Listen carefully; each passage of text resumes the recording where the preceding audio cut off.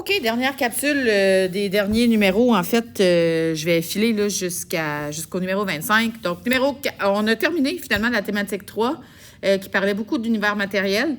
Donc, si vous avez des questions, je vais les prendre au prochain cours sur univers matériel. Donc, sur la masse volumique, là, et, atomes composés, substances pures, éléments. Donc, si vous avez des questions à propos de ça, prochain cours. Donc, on reste dans l'univers matériel. Thématique 4, quelle est la différence entre un changement chimique et un changement physique? Donc, chimique, ça modifie la nature des substances, alors que, je l'étudie comme il faut, là, chimique modifie la nature des substances, alors que physique ne modifie pas la nature des substances. Quels sont les 4 indices de changement chimique? Il y en a 4. Changement de couleur, dégagement d'un gaz, donc ça peut être effervescence, variation de l'énergie ou de la chaleur, formation d'un précipité. Numéro 16, nommer les tests à effectuer pour identifier les gaz suivants. Évidemment, ça, c'est pas écrit beaucoup dans le manuel. On se réfère au labo qu'on avait déjà fait. Donc, du dioxyde de carbone, on appelle ça du CO2. Donc, c'est le test de l'eau de chaud, puis l'eau de chaud devient brouille. Le dioxygène, on parle de O2. Donc, on fait le test du tison. Et si le tison se rallume, c'est la preuve que c'est du dioxygène. Et du dihydrogène, on appelle ça du H2. Donc, c'est le test de la flamme. Et vous vous souvenez, quand on entrait l'éclisse de bois allumée puis dans l'éprouvette, puis qu'il y avait du dihydrogène, il y avait une espèce d'explosion qui se formait. Donc, c'est la preuve qu'il y avait du dihydrogène dans l'éprouvette. Une réaction chimique en lab produit un gaz. Pour identifier ce gaz, on procède à différents tests. À partir des résultats, identifier le gaz en question. Donc, l'éclisse enflammée, ça éteint la flamme. Donc, si ça éteint la flamme, c'est assurément pas du dihydrogène. Avec le tison, il n'y a aucune réaction. Donc, aucune réaction, ça veut dire que ce n'est absolument pas du dioxygène, puisque le dioxygène, on l'a vu ici, ça rallume le tison. Et le test avec l'eau de chaud se brouille. Fait que si on se ramène ici, donc si l'eau de chaud se brouille, c'est la preuve que c'est du gaz carbonique ou du dioxyde de carbone, donc du CO2. Nomme un gaz plus léger que l'air qui est explosif. Tu n'as pas beaucoup de choix dans les gaz que tu connais jusqu'à maintenant. Là. À part si tu regardes le tableau périodique, je le conçois, mais sinon, les gaz qu'on a fait des tests, là, c'est vraiment O2, CO2, H2 et H2, oui. Donc, le gaz plus léger que l'air qui est explosif, pas le choix de dire que c'est du H2 ou de l'hydrogène. On aurait pu dire dihydrogène aussi. C'est ça. Donne la définition des 3 termes suivants. Un solvant, c'est quoi? Ça sert à dissoudre le soluté.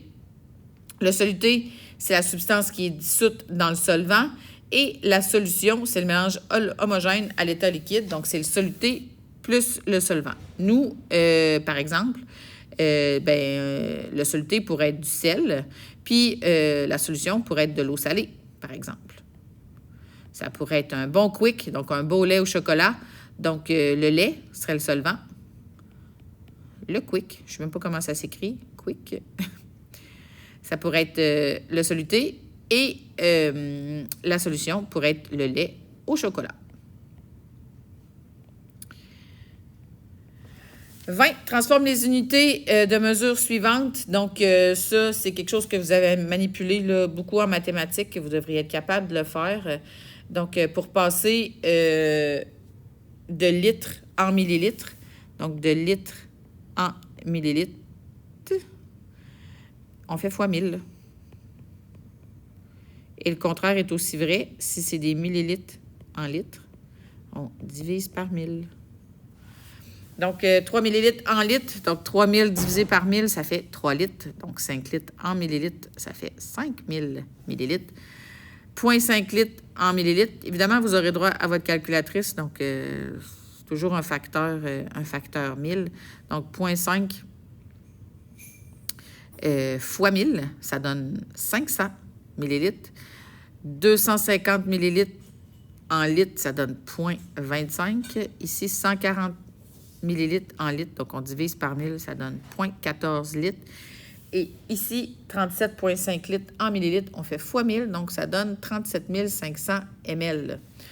On te remet une solution qui a un petit dépôt de sucre au fond. Que peux-tu faire pour dissoudre entièrement tout le soluté? Donne 2 moyens. Tu pourrais brasser la solution, donc continuer de brasser. Ça pourrait que ce soit long. Si tu veux diminuer ton temps de dissolution, tu pourrais réchauffer la solution, puis le soluté pourrait se dissoudre de façon plus rapide. Quelle formule mathématique utilise-t-on pour utiliser la concentration d'une solution? Donc, c'est C égale M sur V. C étant la concentration, ça pourrait être en grammes par litre ou en pourcentage. Pourcentage, ça pourrait être masse-volume, ça pourrait être un pourcentage masse-masse ou ça pourrait être un pourcentage volume-volume. Si c'est un pourcentage masse-volume, c'est que c'est des grammes sur 100 ml. Pourcentage, là, ça devrait arrêter de vous faire peur. Là. Vous avez des résultats en pourcentage depuis le primaire. Là. Donc, c'est sûr que le dénominateur doit être sur 100. Bon, ça, je ne veux plus ça. OK, parfait. Masse-masse, on parle de grammes sur 100 grammes. Puis volume-volume, on parle de millilitres sur 100 ml. D'accord? Comment fait-on pour transformer une concentration en grammes par litre en une concentration pourcentage? Bien, c'est facile. On pose un rapport. Donc, on sait qu'en grammes par litre, on sait que 1 litre, c'est égal à 1000 millilitres, puis que notre pourcentage, ça doit être 100 ml. Donc, est-ce qu'on est capable de faire un produit croisé? Bien sûr. Donc, si on a une masse pour un certain volume, donc pour 1 litre, combien ça représente sur 100 ml? Donc, on fait le produit des extrêmes égale le produit des moyens. Donc, ce qu'on fait, c'est qu'on ferait 100 fois la masse divisé par 1000. Et ça veut dire qu'au final, 100 divisé... je ne sais pas ce que j'ai dit, mais si on regarde le rapport, donc c'est un facteur 10. Donc, on divise ici par 1000.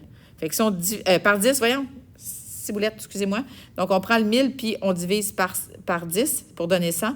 Donc, si on divise par 10 au dénominateur, on divise par 10 au numérateur. Donc, pour transformer une concentration en grammes par litre en pourcentage, facile, vous divisez toujours par 10.